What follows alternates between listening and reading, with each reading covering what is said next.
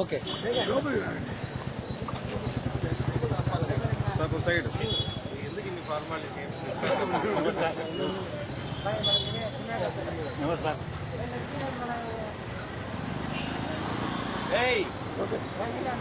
Okay phone మాట్లాడకుండా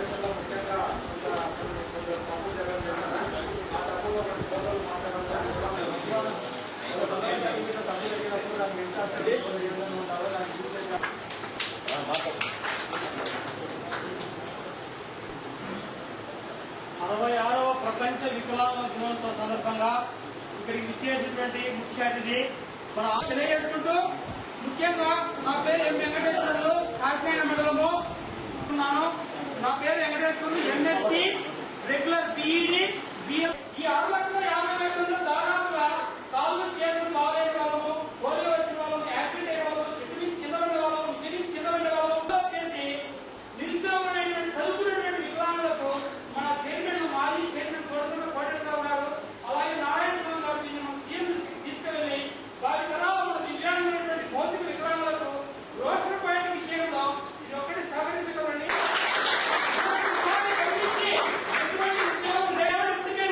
గొప్పగా చెప్పుకుంటే ఎన్నో మంచి చేస్తారు. మనకి ఇక్కడ రాజకీయంలో ముఖ్యం కాదు, మనకు మంచి చేసేవాడిని మనం ఎప్పటికీ దైవ సమానం కొలుస్తూ ఉన్నారు.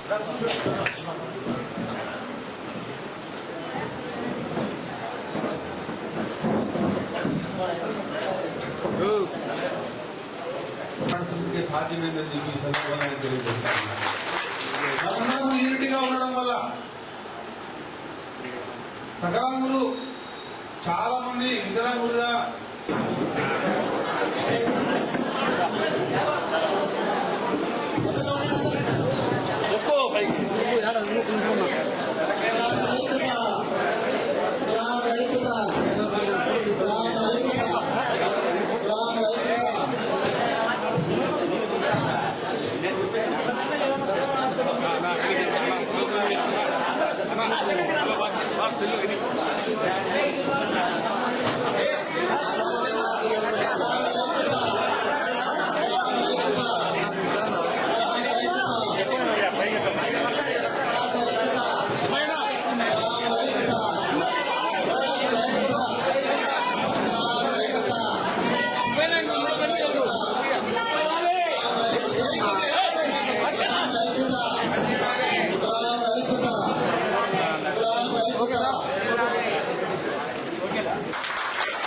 కూటమి ప్రభుత్వం అధికారంలోకి రాగానే దాదాపుగా 5 సంవత్సరాలు నరకమని ఇచ్చిన వికలాంగులం ఎన్నో ధర్నాలు చేశాం, ఎన్నో ఉద్యమాలు చేశాం.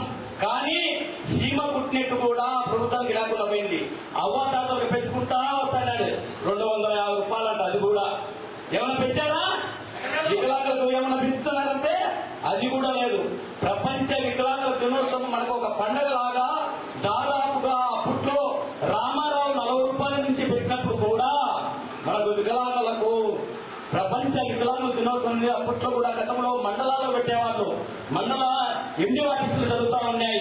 ఎండి ఆఫీసులు ప్రభుత్వానికి తల ఎంతో ఇచ్చేసి అక్కడ కొంతమందికి వికలాంగులకు ఇచ్చా మనకు సంబంధించి న్యాయం చేసి మనకు అధికారుల ద్వారా కానీ రాజకీయ నాయకుల ద్వారా కానీ కొన్ని పథకాలు అందుతా ఉన్నాయి అప్పట్లో కూడా. కానీ ఈ ప్రభుత్వం వస్తానే మనకు గత ప్రభుత్వం వస్తానే 5 సంవత్సరాలు నరకం అనిపించిన ఎవరైతే వికలాంగులు చాలా మంది ఇబ్బంది పడ్డారు. మనం అందరం గమనించుకోవాలి కూడా. ఇప్పుడు రామారావు ఉన్నప్పుడు కూడా అప్పటి నుంచి కూడా మనకు ఇస్తున్న చిన్నవాడు వస్తానే 500 నుంచి 1000 నుంచి 1500, 1500 నుంచి 3000 మనకు పెంచింది ఒక తెలుగుదేశంలో దాన్ని తప్పక ఏ ప్రభుత్వంలో కూడా కాదని మీరు గుర్తుపెట్టుకోవాలా.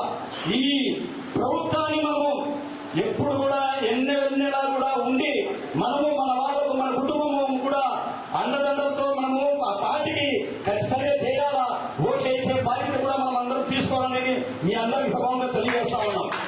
ఈ రోజున కడప పట్టణం నందు విహెచ్పిఎస్ ఆధ్వర్యంలో 66వ విభిన్న ప్రతిభావంతుల మన ఆహ్వానం మేరకు ఇక్కడికి విచ్చేసినటువంటి మన అందరి నాయకుడు, నేను పాదయాత్రలో ఉన్నప్పుడు కమలాపురం కాన్స్టిట్యూన్సీలో పర్యటించేటప్పుడు అన్నగారి గురించి పూర్తిగా కనుగొన్నాం. ఏనాడైనా కష్టాల్లో ఉన్నటువంటి అందరినీ అప్యాయంగా పలకరిస్తూ అపనష్టం చేస్తున్నటువంటి మన నాయకులు పుత్త చైతన్య గారికి మన జిల్లా వ్యాప్తంగా ఉన్నటువంటి దివ్యాంగులందరి తరఫున ప్రత్యేక ధన్యవాదాలు తెలియజేస్తున్నా. అలాగే దివ్యాంగుల సీనియర్ నాయకులు మన అన్న కోటేశ్వరరావు గ్రంథాలయ రాష్ట్ర చైర్మన్ అన్న గారికి మన జిల్లా వ్యాప్తంగా ప్రత్యేక ధన్యవాదాలు తెలియజేస్తున్నా. అంతేకాకుండా మన గౌరవ అధ్యక్షుడు రామచంద్ర అన్న గారికి, మన చిన్నం సుబ్రహ్మణ్య గారికి, ఇక్కడ ఇచ్చేసినటువంటి దివ్యాంగ సోదరి మనులకు, దివ్యాంగ ఉద్యోగులందరికీ నా ప్రత్యేక ధన్యవాదాలు తెలియజేస్తున్నా. ఇవాళ ఈ రాష్ట్రంలో మొన్నటి దినాన డిసెంబర్ 3వ తేదీ సాయంకాలం 6 గంటల నుంచి రాష్ట్రంలో ఉన్నటువంటి దివ్యాంగ సోదరి మనులందరికీ పెద్ద పండుగ వాతావరణం అయింది. మన ఉమ్మడి కూటమి ముఖ్యమంత్రి మన చంద్రబాబు నాయుడు గారు రాష్ట్రంలో ఉన్నటువంటి దివ్యాంగులందరికీ డిసెంబర్ 3న 7 వరాలను ప్రకటించడం జరిగింది. గత జగన్మోహన్ రెడ్డి పరిపాలనలో మన దివ్యాంగులను పట్టించుకున్న పాపాన పోలేదు, దివ్యాంగుల సమస్యలను వినిన పాపాన పోలేదు. వీటన్నిటినీ దృష్టిలో పెట్టుకుని మన గౌరవ ముఖ్యమంత్రి గారు 7 వరాలు రాష్ట్రంలో ఉన్నటువంటి విభిన్న ప్రతిభావంతులందరికీ ప్రకటించారు. అందులో మన దివ్యాంగులందరికీ కానీ ఆర్టీసీ బస్సులో ఉచిత ప్రయాణం, అదేవిధంగా ఎస్సీ ఎస్టీ బీసీల మాదిరిగా మన దివ్యాంగ సోదరులందరూ కానీ సబ్సిడీ రుణాలు, అదేవిధంగా మన ఎవరైనా క్రీడలు ప్రోత్సహించాలనే ఉద్దేశంతో శాప్తాల దివ్యాంగులందరికీ రాష్ట్రంలో ఉన్నటువంటి క్రీడలను ప్రోత్సహించడం జరిగింది. అంతేకాకుండా రాష్ట్రంలో ఉన్నటువంటి దివ్యాంగులకు గాను స్థానిక సంస్థల్లో అవకాశం ఇవ్వాలనే ఉద్దేశంతో సర్పంచ్ నుంచి, వార్డు మెంబర్ నుంచి, ఎంపీటీసీ నుంచి కానీ రిజర్వేషన్ లో తప్పనిసరిగా దివ్యాంగులకు అవకాశం ఇస్తారని చెప్పడం జరిగింది. కాకపోతే కోర్టు చేసిన మన ముఖ్యమంత్రి చంద్రబాబు నాయుడు గారు తెలియజేయడం జరిగింది. అదేవిధంగా రాష్ట్రంలో ఉన్నటువంటి ప్రతి జిల్లాలో కానీ దివ్యాంగ భవనాలను ఏర్పాటు చేయాలనే ఉద్దేశంతో మన ముఖ్యమంత్రి చంద్రబాబు నాయుడు గారు ప్రవేశపెట్టడం జరిగింది. అంతేకాకుండా బాపట్లో ఉన్నటువంటి వినికిడి మన పాఠశాలలో జూనియర్ కళాశాలను డిగ్రీ మనసు ఎక్కడైతే విద్యార్థులు చదువుకుంటున్నారో అలాంటి చోట ప్రతి ఒక్కరికి పెన్షన్ ఇప్పించాలన్నదే మన ముఖ్యమంత్రి గారి యొక్క నిర్ణయం. ఇలా రాష్ట్రంలో డిసెంబర్ 3వ తేదీ నుంచి రాష్ట్రంలో ఉన్నటువంటి దివ్యాంగులందరికీ ఒక పెద్దగా పండగ వాతావరణం అయింది. మనమంతా ముఖ్యంగా గమనించాల్సిన బాధ్యత మనందరిపై ఉంటుంది. మనకి ఎవరైతే సహాయం చేస్తారో అలాంటి వారిని మనం మర్చిపోకూడదు. అలాంటి మన కూడా ప్రభుత్వాన్ని, ముఖ్యమంత్రి చంద్రబాబు నాయుడు సార్ని, ఉప ముఖ్యమంత్రి మన పవన్ కళ్యాణ్ గారిని, యువగలం గతసారి మన నారా లోకేష్ బాబు గారి నేతృత్వంలో రాష్ట్రంలో ఉన్నటువంటి విభిన్న ప్రతిభావంతులందరికీ ఈరోజు న్యాయం జరిగింది. మొన్న దినాన మన విభిన్న ప్రతిభావంతుల కార్పొరేషన్ ద్వారా నియోజకవర్గానికి 10 స్కూటీలు చొప్పున ఇవ్వడం జరిగింది. రాష్ట్రంలో దాదాపు 1800 స్కూటీలను మన ముఖ్యమంత్రి చంద్రబాబు నాయుడు గారు లాంఛనంగా ప్రారంభించారు. అవి త్వరలో మన ఎమ్మెల్యే గారి చేతుల మీదకి కానీ మీ అందరికీ పంపిణీ చేయడం జరుగుతుందని తెలియజేస్తున్నాం. రాష్ట్రంలో ఉన్నటువంటి విభిన్న ప్రతిభావంతులకి ఈడింగ్ వేసేనేమి మనకు కావాల్సిన యంత్రాలు కానీ మన ఏడీ ఆఫీస్ లో ఉన్నాయి. గత 5 సంవత్సరాల్లో ఈడింగ్ కానీ ఏ పనిముట్లు కానీ ఉన్న దాఖలాలు లేవు. ఈ కూట ప్రభుత్వంలో మన దివ్యాంగులకు కావాల్సిన మన పనిముట్లు ఏమున్నాయి కానీ ఖచ్చితంగా ఉంటాయి. మీ అందరూ సద్వినియోగం చేసుకోవాలని కోరుతున్నా. ఏదైతే అన్నగారు అన్నట్లు మన 2016 చట్టం గురించి పోలీస్ శాఖతో చర్చలు జరపాలని నేను మొన్నే చెప్పా మా అనంతపురం జిల్లా ఎస్పీ గారికి. సార్ 2016 విభిన్న ప్రతిభావంతుల చట్టం ఒక స్టేషన్కి వెళ్తే దివ్యాంగుడు ఏం చట్టం అంటున్నారు సార్. ఖచ్చితంగా అనంతపురం నుంచే 2016 మన చట్టం ఖచ్చితంగా ఇంప్లిమెంట్ చేయాలి సార్. దాంట్లో లీగల్ అడ్వైజ్ లో దివ్యాంగులు వస్తారు. అనంతపురం జిల్లా నుంచి 2016 విభిన్న చట్టాలను అవగాహన సంస్థలు ఖచ్చితంగా కల్పిస్తామని తెలియజేస్తున్నాం. అంతేకాకుండా అన్నగారు అన్నట్లు శిల్ప ద్వారా కొద్ది వరకు పొరపాట్లు ఉన్నాయి. మేల్ ఫీమేల్ అనేది నేను కోటేశ్వరరావు గారు కార్యాలయానికి వెళ్తాం. ఇలాంటి సమస్యలను ఖచ్చితంగా పరిశీలిస్తామని తెలియజేస్తున్నాం. అదేవిధంగా కొద్ది వరకు పర్సెంటేజ్లు కానీ డాక్టర్లు అనేది చేయడం జరిగింది. వాటి నుండి కానీ పునః ఎవరైతే అర్హత ఉంటారో అలాంటి వారికి పింఛన్ ఖచ్చితంగా వస్తుంది. ఎవరైతే నకిలీలు ఉంటారో అలాంటి వారి పింఛన్ ఖచ్చితంగా రాష్ట్ర ప్రభుత్వం తీసేస్తుంది. దాన్ని తీసేయడం వల్ల రాష్ట్రంలో ఉన్నటువంటి అర్హత కలిగిన ప్రతి ఒక్కరికి పింఛన్ ఇప్పించాల్సిన బాధ్యత మనందరి పైన తెలియజేస్తున్నాం. రాష్ట్రంలో ఉన్నటువంటి దివ్యాంగ సోదరులంతా గమనించాలా, రాబోయే రోజుల్లో కూటమి ప్రభుత్వానికి మన చంద్రబాబు నాయుడు గారికి, పవన్ కళ్యాణ్ గారికి, నారా లోకేష్ బాబు గారికి తప్పకుండా మన మద్దతు ఇవ్వాల్సిన బాధ్యత మనందరిపై ఉంటుంది. రాబో 10 సంవత్సరాలు కానీ కూటమి ప్రభుత్వం అధికారం ఉంటుంది. మన రాష్ట్రంలో ఉన్నటువంటి దివ్యాంగ సోదర సమస్యలని ఖచ్చితంగా కూటమి ప్రభుత్వం నేతృత్వంలో పరిశీలిస్తామని తెలియజేస్తూ అలా దాదాపుగా కడప జిల్లాలో జిల్లా అంతా కలిసి కూడా 30,000 పైన వికలాంగులు ఉన్నారు. వాళ్ళు చాలా ఇబ్బంది పడేది ఏంటంటే చాలా మందికి ఇళ్ల స్థలం లేక, కొంతమంది ఇల్లు లేక చాలా ఇబ్బంది పడుతున్నారు. మీరు కలెక్టర్తో మాట్లాడి ఎవరైతే నిరుపేద వికలాంగులు ఉన్నారో వారికి ఇళ్ల స్థలాల్లో పట్టాలు ఇప్పించే బాధ్యత తీసుకోండి. రెండోది చంద్రబాబు నాయుడు గారు నిన్న 3వ తారీఖు ఏదైతే 7 వరాల్లో డిస్కో ఇళ్లను మనకు వికలాంగులకు కిందనే కేటాయించాలని చెప్పడం జరిగింది. అది కూడా మీ పరిధిలో ఉంటది కాబట్టి మన కలెక్టర్ గారితో మాట్లాడి అది కూడా మాకు కొంత న్యాయం చేయాల్సిన పద్ధతి ఉంది.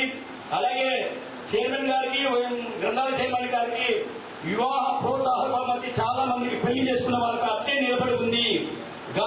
మొన్న ఇంతకు ముందు ఉన్నప్పుడు 1,50,000 మన చంద్రబాబు నాయుడు గారు పెంచింది. చాలా మంది కూడా నేను కూడా ఇక్కడ 10 మందికి పెళ్లి చేశాను. వాళ్ళు కూడా 50,000 ఇప్పించినాను, 1,50,000 కూడా ఇప్పించినాం. కానీ ఇప్పుడు పెండింగ్ ఉంది. దానికి బడ్జెట్ కేటాయించి ఖచ్చితంగా అమలు చేసే బాధ్యత కూడా తీసుకోవాలని నేను విజ్ఞప్తి చేస్తా ఉన్నాం. మూడోది, వికలాంగులకు ఇప్పుడు బంధిస్తున్నారు కూడలు. మనకు చదువుతా అంటానే మనకు దాదాపుగా నియోజకవర్గానికి 10 వస్తా ఉన్నాయన్న. 10 నియోజకవర్గాల్లో కూడా కొంతమంది నిజమైన వికలాంగులు చాలా ఇబ్బంది పడాలంటే ఏజ్ వయోపరిమితి పెట్టడం 55 ఏళ్ళు మనకు 45 వరకు ఇచ్చినారు. దానివల్ల ఇప్పుడు చదివేటట్టుకో బయట నిలిచినారన్న ఇప్పుడు ఏజ్ పెరిగింది. దానివల్ల మాకు రాలేకపోతుంది. అంటే ఏజ్లో లేకుండా కొంతమంది ఉంది. 55 వరకు ఏజ్ పరిమితి పెంచాలి. వయోపరిమితి వికలాంగులకు 70% ఇచ్చినారు. ఇప్పుడు వెరిఫికేషన్ డాక్టర్లు మనకు చాలా అన్యాయం చేశారు కాబట్టి దాదాపుగా 80-90 అన్న 60, 65, 40 కూడా వేసిన పరిస్థితి ఉంది. దానికి అందుకోసం 50% నుంచి ఉండే వికలాంగం ఉన్న వారికి దాన్ని మళ్ళీ వికలాంగులకు బదిలీపించే బాధ్యత. నెక్స్ట్ మాకు ఉద్యోగ అవకాశాలు 26,500 మందికి ఉద్యోగాలు వచ్చినాయి. వచ్చిన తర్వాత మళ్ళా 2004 తర్వాత కాంగ్రెస్ ప్రభుత్వం వచ్చినాక ఎస్సీ వర్గీకరణ కొట్టివేయడం జరిగింది. కొట్టేసిన తర్వాత మాదిగా ఉపకులాలు విద్యావంతులై ఉన్నతమైన చదువులు చదివి ఉద్యోగాలు రాక రోడ్డు మీద పడుతూ వ్యాపార పనులు, కూలి పనులు చేసుకుంటూ గడుపుతున్నటువంటి సందర్భం. మరి ఆ సందర్భంలోనే కృష్ణమాధవ్ గారు గతంలో మనకు మేలు చేసింది నారా చంద్రబాబు నాయుడు గారు కదా, ఈసారి కూడా మనకు మేలు చేసింది ఎన్డీఏ ప్రభుత్వమే. ఖచ్చితంగా ఎంఆర్ ప్రేస్ వికలాంగులు అందరూ కూడా ఎన్డీఏ కూటమికి మద్దతు ఇవ్వండి, ఓట్లు వేయండి. కష్టం వచ్చినా నష్టం వచ్చినా మీ ఇంటి పేరు పాలకి మీ బంధువులకు అందరూ కూడా తెలియజేయండి. మన గీతం మన రాగం మార్చేది ఎన్డీఏ కూడా ప్రభుత్వం నారా చంద్రబాబు నాయుడు గారు అని చెప్పడం జరిగింది. చెప్పిన తర్వాత అన్నా మేము ప్రతి నియోజకవర్గంలో మేము ఇన్ఛార్జిగా నిలబడి మరి అక్కడ ఉన్నటువంటి వాళ్ళు ఫోన్ చేసి బెదిరించినా కూడా బెదిరింపులు కూడా లగ్గకుండా ఎన్డీఏ కూటానికి దాదాపుగా 20-25 రోజుల నుంచి మేము పార్టీ సేవ చేసాం. చేసిన తర్వాత గతంలో పోల్చుకుంటే మరి ఈ ప్రభుత్వం వచ్చిన తర్వాత మా దగ్గర 75% ఎన్డీఏ కూటానికి ఓట్లు వేశారని చెప్పేసి వాళ్ళ అనుకూలమైన మీడియా ప్రతినిధులే తేల్చి చెప్పడం జరిగింది. అంటే మాకు న్యాయం చేస్తే మేము ప్రాణం ఇచ్చడానికి సిద్ధంగా ఉన్నాం. మరి 30 సంవత్సరాల కదా ఏబిసిడి వర్గీకరణ ఏదైతే మాకు ఎన్నో కష్టాలు నష్టాలు పడి ఎన్నో అవమానాలు పడి గురై మేము రోడ్డు మీద పడింటే ఈ రోజు ఎన్డీఏ కూటమి అక్కను చేర్చుకుంది. చేసుకొని 31 సంవత్సరాల కళను ఏబిసిడి వర్గీకరణ చేసి మాకు అన్నిటిగా రిజర్వేషన్ కల్పించినటువంటి ఘనత. దానికోసమే మా ప్రాణం ఉన్నంత వరకు, మాలో ఊపిరి ఉన్నంత వరకు వికలాంగులు ఎంఆర్పీస్ ఎప్పటికైనా కూడా ఎన్డీఏ కూటమికి మద్దతు ఉండాలి. ఇప్పుడు ఓట్లు కూడా ఎన్ని